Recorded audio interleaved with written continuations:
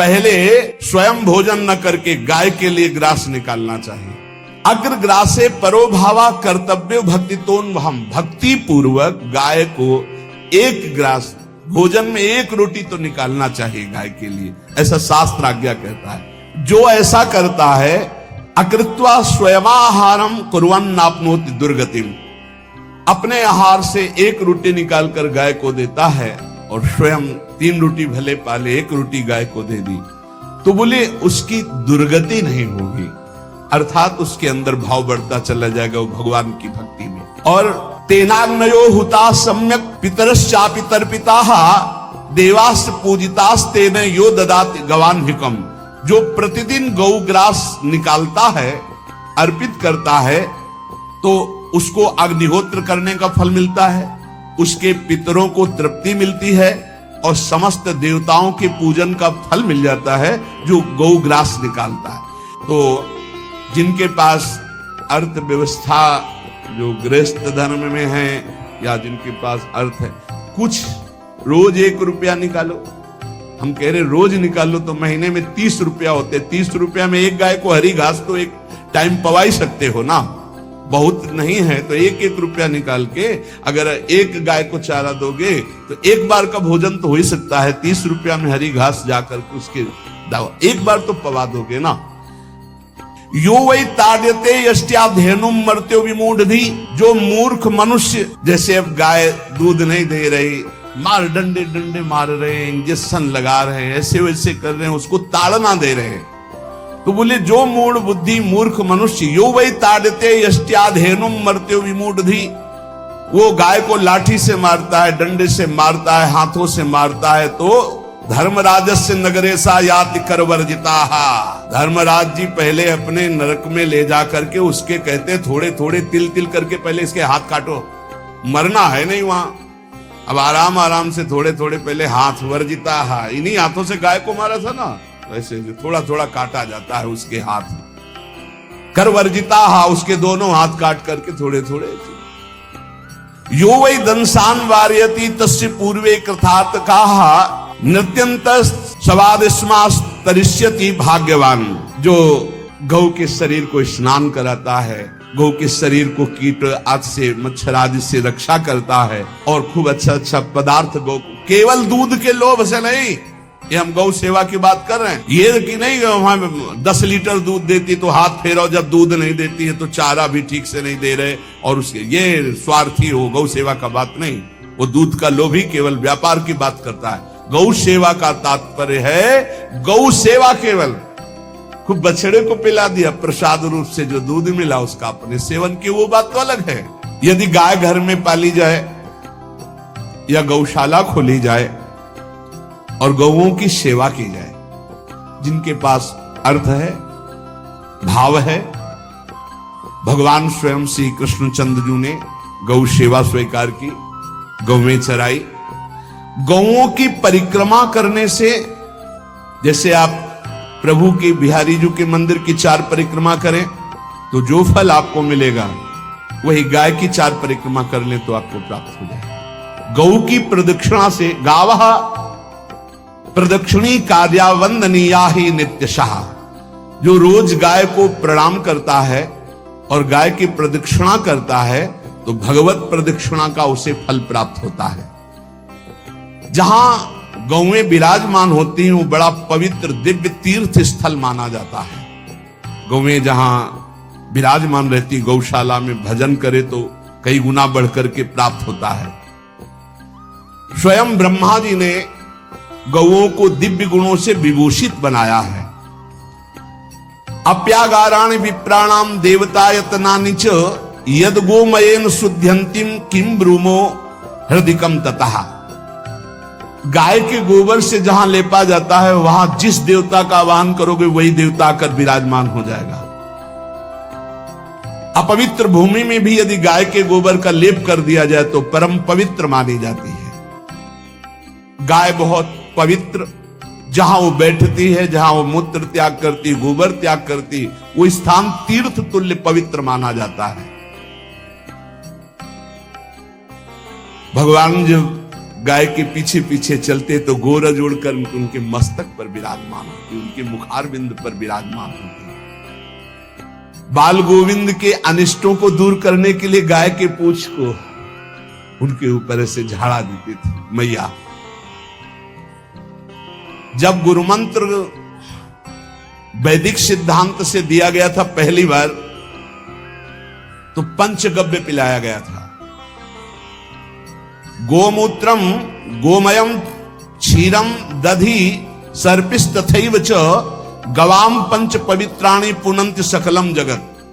कितना भी बड़ा पापी हो, अगर पंचगव्य पिलाया जाए तो वो वैदिक मंत्रों को स्वीकार करने लायक हो जाता है, पवित्र हो जाता है। पंचगव्य में पांचों चीजें गाय की होती हैं। गाय का मूत्र, गाय का गोबर, गाय का दूध, गाय का दही और गाय का घी, ये पांचों मिलाकर पंचगव्य पिलाया गया था।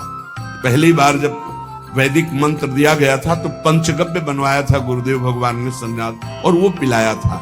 ये पंचगव्य पिलाने से अपवित्रता का नाश होकर पवित्रता का संचार होता है।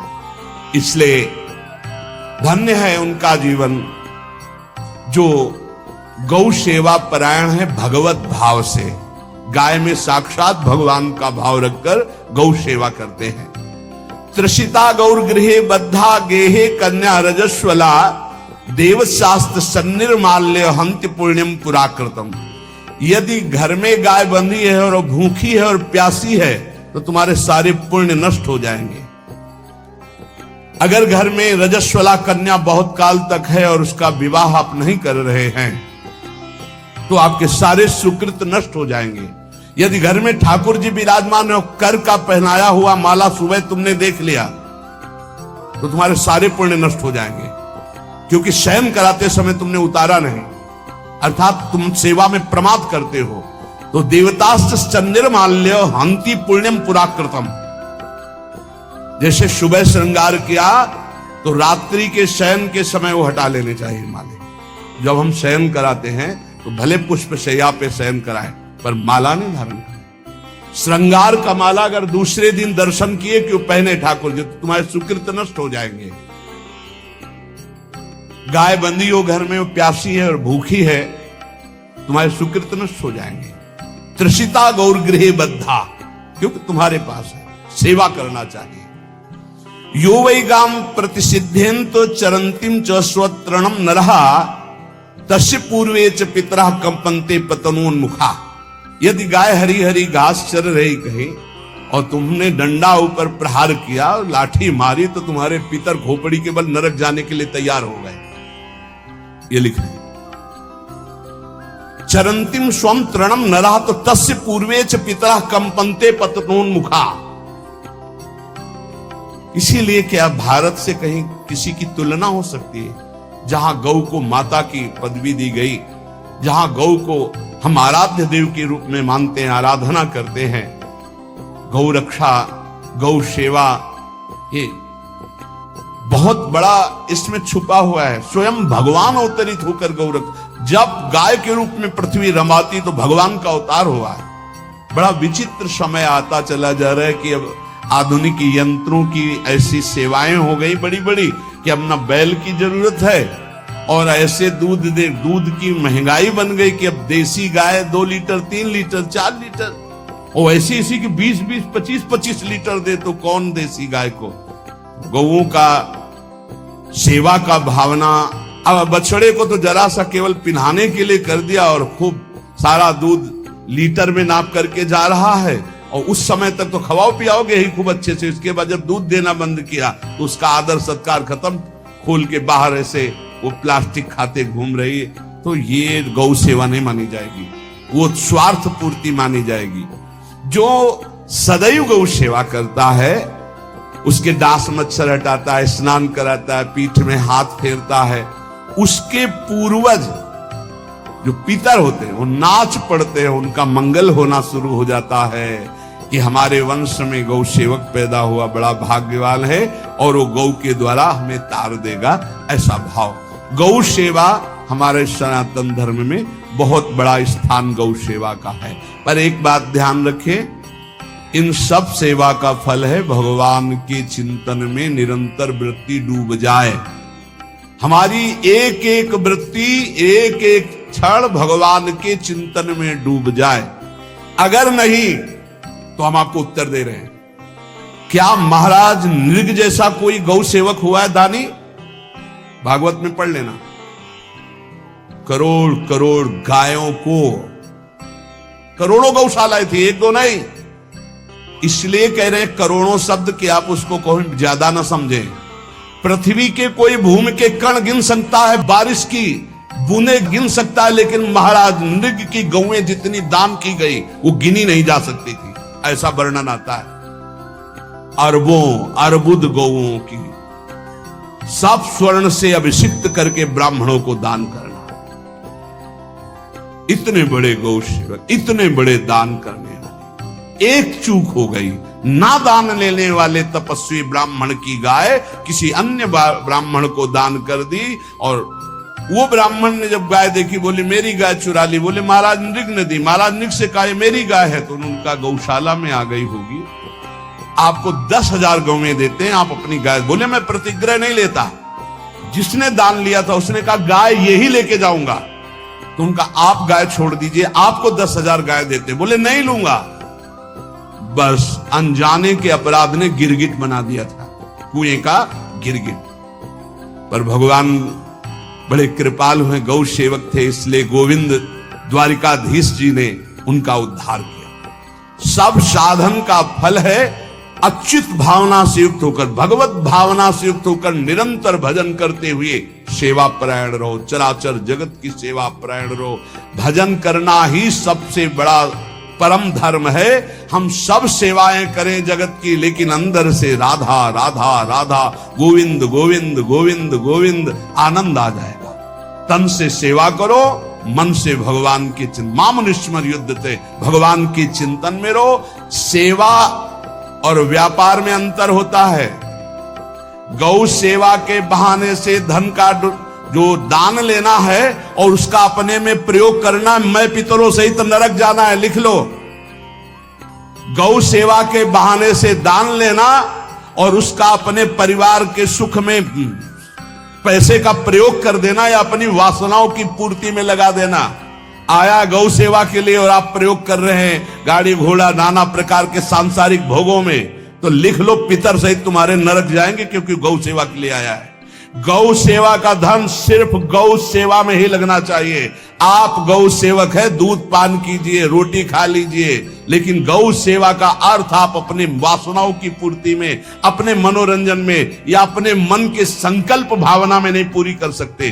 गौ सेवा के लिए ही पूरी कीजिए। गौ के वास का निर्माण, गौ के भोजन की व्यवस्था, वो दूध दे ना दे, वो कैसी भी अवस्था में हो, उसकी सेवा परायणता, उसके लिए सेवक रखना, सेवकों को भी सुख प्रदान करना, लेकिन स्वयं कभी गौ के सेवा के लिए आए हुए धन का स्वयं के लिए भोग न करना और निरंतर भजन में रखना, उसे परम पद की प्राप्ति हो जाएगी। इसलिए हमारे सनातन धर्म में गौ सेवा का विशेष महत्व है और इस महत्व को सबको स्वीकार करना चाहिए। यदि आप गौ पालन स्वयं नहीं कर सकते तो 4 लोग मिलकर के, क्योंकि आज जो गायों की व्यवस्था वो बड़ी दयनीय हो रही है। दयनीय इसलिए हो रही कि दूध की अधिकता के चाह रखने वाले भैंस रखते हैं या विदेशी गाय रखते हैं। अपनी भारतीय जो देसी गाय है वो उतना अधिक नहीं देती कि 40 लीटर 30 लीटर 25 लीटर, बहुत अधिक देगी तो 5 और 8 लीटर। देसी शुद्ध गाय अपनी जो है वो 8-10 लीटर, बहुत जब व्यवस्था हो। नहीं तो अपने गांव में तो देखा है 2-2.5-3 लीटर से ज्यादा नहीं देंगे। 1.5 लीटर इधर 1.5 लीटर उधर, या बहुत हुआ तो 2 लीटर 2 लीटर, पर वो स्वर्णिम दूध होता है। जो दूध की चाह रखने वाले जन थे अब वो गायों को नहीं रखते, देसी गायों को कोई बिरला ही रखता है। अब पहले बैलों की जरूरत होती थी, गाय बछड़ा दिया तो आनंद होता था कि किसानी के काम में। अब तो ट्रैक्टर है तो बैलों की जरूरत नहीं। अधिक दूध के लिए अरे अब तो पशुओं की जरूरत नहीं, केमिकल से दूध बन रहे हैं, टैंकर के टैंकर। तो फिर हमारी जो गायें हैं उनकी बड़ी दुर्दशा हो रही। तो हमें चाहिए कि जो गृहस्थ जन हैं, धनी मानी जन हैं, या जिनके पास शरीर व्यवस्था, बौद्धिक स्तर, सेवा परायण, अर्थव्यवस्था, वो थोड़ा 4 गाय की व्यवस्था करके उनकी सेवा करें, क्योंकि हमारे सनातन धर्म का स्वरूप है। जहां मां पदवी दी गई है गांव को, गौ माता कहा गया है। गौ में समस्त देवता विराजमान है। गौ का बहुत बड़ा महत्व वर्णन किया गया धर्म शास्त्रों में। यहां तक कि जब कोई ऋषि नाराज होता था तो आगे गाय करके जाया जाता था, तो क्षमा हो जाती थी। गाय को देखते ही वो क्षमा कर देते थे। बहुत महिमा वर्णन की गई है गौ की। इसलिए जिसको भी अगर नहीं अर्थव्यवस्था है तो एक रोटी तो निकाल सकते हो ना। तुम्हारी रसोई में रोटी बने तो पहली रोटी निकाल लो, और आसपास जहां गाय बंधी हो तो उसको दे आओ जाकर, तो कम से कम धर्म का पालन हो जाएगा, गौ सेवा बन जाएगी। तो गौ सेवा, चराचर जगत की सेवा, भगवत सेवा, सबका फल है। फिर प्रारंभ में आ जाइए। स्मृति, योगी हो तो चित्त की वृत्ति का निरोध करके परमात्माकार, ज्ञानी है तो चित्त वृत्ति का लय करके स्वरूप स्थित, भक्त है तो एक एक वृत्ति सावई मनः कृष्ण पदार विंदयो। भगवान के चरण में, भगवान के नाम में, भगवान के रूप में, भगवान की लीलाओं में। स्मृति अगर नहीं तो सब साधन अधूरा, और स्मृति तो हर साधन पूरा। इसलिए एक बार कमर कस लो, चाहे जगत की सेवा करो, चाहे जिस कार्य में लगे हो, तुम्हारी स्मृति प्रभु में लगी हो। स्मृति के बिना हम जीवन का कोई महत्व नहीं समझते। स्मृति विहीन जीवन सब व्यर्थ। इसीलिए उन परमहंसों के चरणों में स्वयं भगवान चरण रज लेने के लिए पीछे डोलते हैं, जो निरपेक्षम मुनिम शांतम निर्वैरम समदर्शनम अनुब्रजाम्यहम नित्यम पुयत्यंगुरेण भी। ना कोई प्रतिज्ञा, ना कोई चाह, ना कोई इच्छा, निरंतर भगवदाकार वृत्ति, निरपेक्षम, मननशील, द्वंद्व विमुक्ता, जो शांत है, जो किसी से वैर नहीं रखते, भगवदाकार वृत्ति, उसी मार्ग के आप पथिक हैं।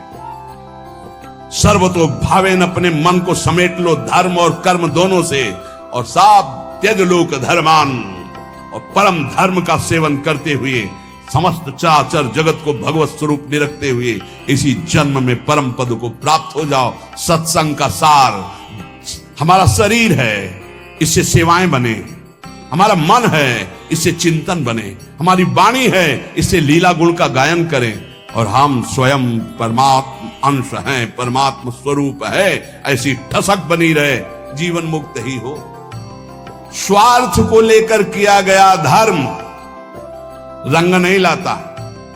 निष्काम किया हुआ छोटा सा भी धर्म परमार्थ की ऊंचाई पर चढ़ा देगा। ध्यान रखना, परमार्थ की